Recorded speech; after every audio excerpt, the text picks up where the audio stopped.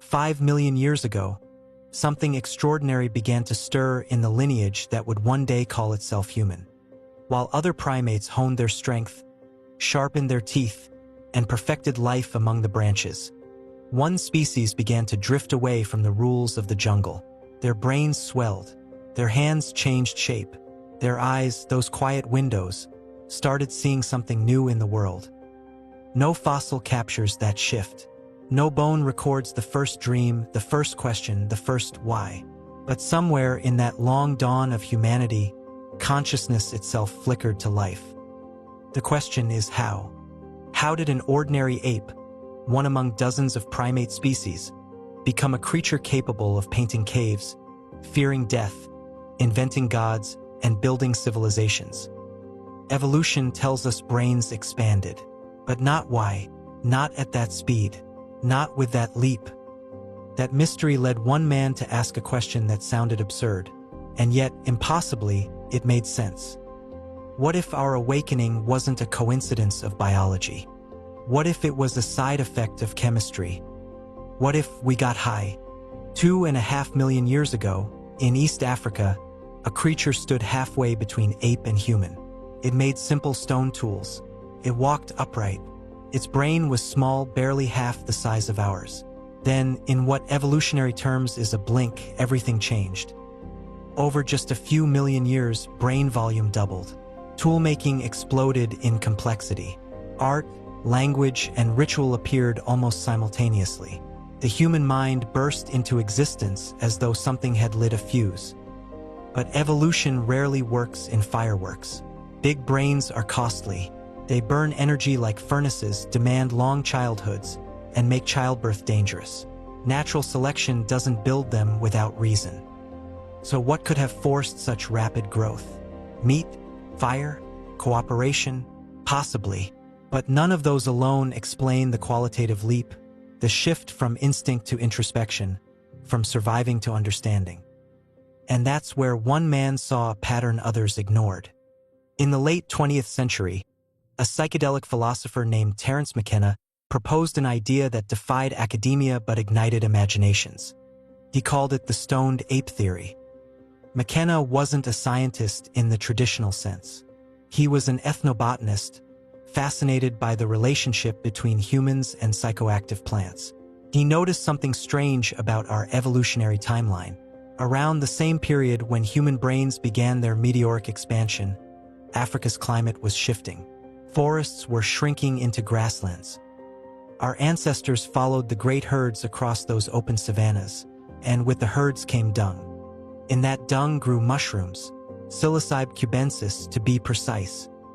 McKenna suggested that early hominins, scavenging and curious, would have eaten these mushrooms, and that psilocybin, the compound within them, profoundly altered their consciousness.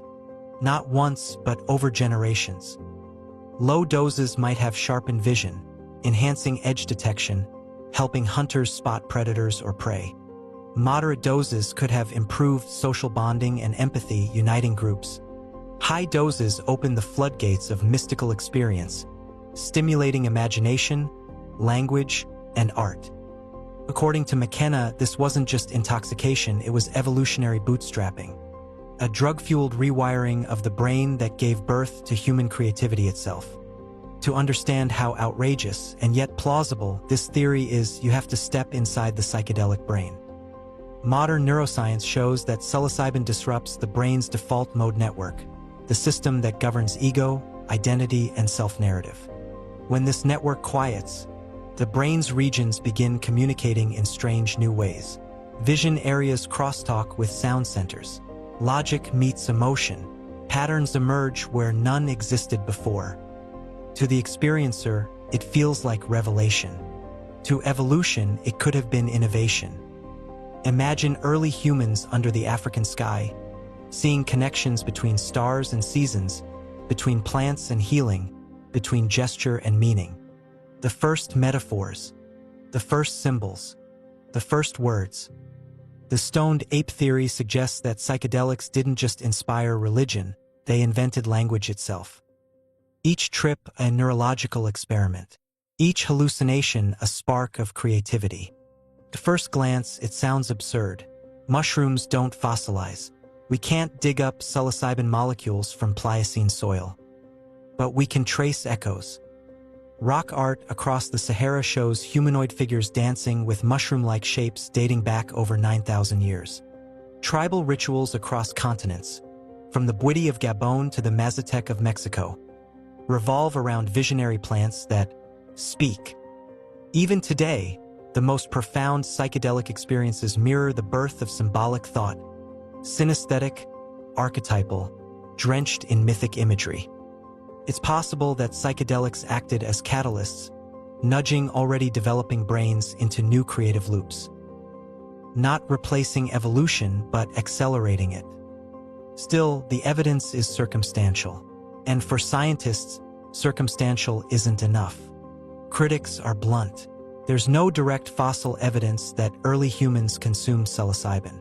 No mushroom residue on stone tools, no preserved spores in ancient dung. And even if they did, could a drug really shape evolution? Most mutations happen in DNA, not in consciousness. A hallucination doesn't rewrite your genome. Anthropologists point to other explanations. Bipedalism freed the hands, leading to tool use. Cooking unlocked calories for brain growth. Social complexity favored empathy and intelligence. No mushrooms required.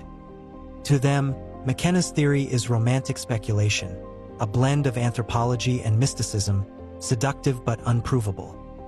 Yet even skeptics admit, the speed of our cognitive evolution remains a mystery. Something, whether environmental, nutritional, or cultural, supercharged our minds. And McKenna's mushrooms, however unlikely, still stand as one of the few ideas bold enough to even try explaining it. The Stoned Ape Theory might fail as hard science, but it thrives as mythology. It offers something the dry mechanics of evolution can't. A story. Think about its structure.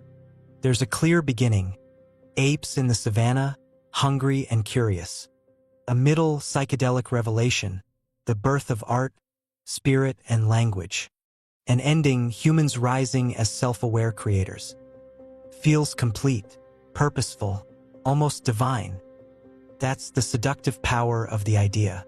It reframes our strangeness not as a random mutation, but as a cosmic awakening. We didn't just evolve, we remembered something ancient, something the universe had hidden in fungi since the dawn of life. McKenna once said, "Psychedelics are not just tools, they are messages from the earth." And in that sense, the Stoned Ape Theory isn't about drugs at all. It's about a planet teaching its children to dream. But let's return to the soil, to bones, not metaphors. Every fossil of early hominins, from Australopithecus afarensis to Homo habilis, comes from inland environments. Dry savannas, woodlands, river valleys. None from tropical forests where psilocybin mushrooms thrive most. Even isotope analysis from ancient teeth shows diets heavy in grasses, roots, and meat, not fungi. There's no sign of habitual mushroom use, and no physiological markers unique to psychedelic consumption. Brain expansion appears gradual, not sudden. It coincides with tool improvement, fire use, and social organization, all terrestrial, not transcendental factors. The simplest answer might be the truest. Our brains didn't need mushrooms to evolve. They created them later as metaphors for what the mind could already do. And yet, the theory won't die. It lives in podcasts, documentaries, and internet corners where science meets mysticism. Persists because it feels right, because it explains what science cannot quantify, the experience of awakening. Humans crave meaning. We don't want a random chain of mutations. We want purpose. The Stoned Ape Theory gives us that. It tells us we are not accidents, but participants in a cosmic conversation, an evolutionary dialogue between flesh and fungus, between earth and mind. It makes us special again. In a world stripped of myth, McKenna gave us one last creation story. And like all myths, its power isn't in proof, but in belief. Strip away the poetry, and what's left still matters. Psilocybin does expand consciousness. It increases neural connectivity, dissolves ego, and evokes spiritual experiences identical to those reported by mystics and prophets. It may not have created the human mind, but it reveals what the mind is capable of, an ancient capacity for wonder, empathy, and imagination that evolution somehow baked into our neural code. In that sense, the Stoned Ape Theory speaks to something deeply true. Human consciousness has always been more than survival. It's curiosity incarnate. We've always sought the unknown, whether in caves, in the stars, or in the folds of our own perception. Maybe McKenna was wrong about the mushrooms. Maybe they didn't sculpt our brains. But they might still have reminded us of something we'd forgotten, that reality is not fixed, that perception is flexible, that consciousness itself is still evolving inside each of us. In that sense, the Stoned Ape Theory isn't a scientific claim. It's a mirror, a reflection of our endless urge to explain what can't be explained. And perhaps that's the most human trait of all. We question, we imagine, we invent stories to make sense of our own strangeness. Whether born from neurons, dreams, or mushrooms, the result is the same, a species that looked into the unknown and saw itself looking back. Maybe we weren't just the smartest apes. Maybe we were the first to see that we were apes at all. And maybe, somewhere on an ancient plain, beneath the wide African sky, a small group of curious primates tasted something strange, and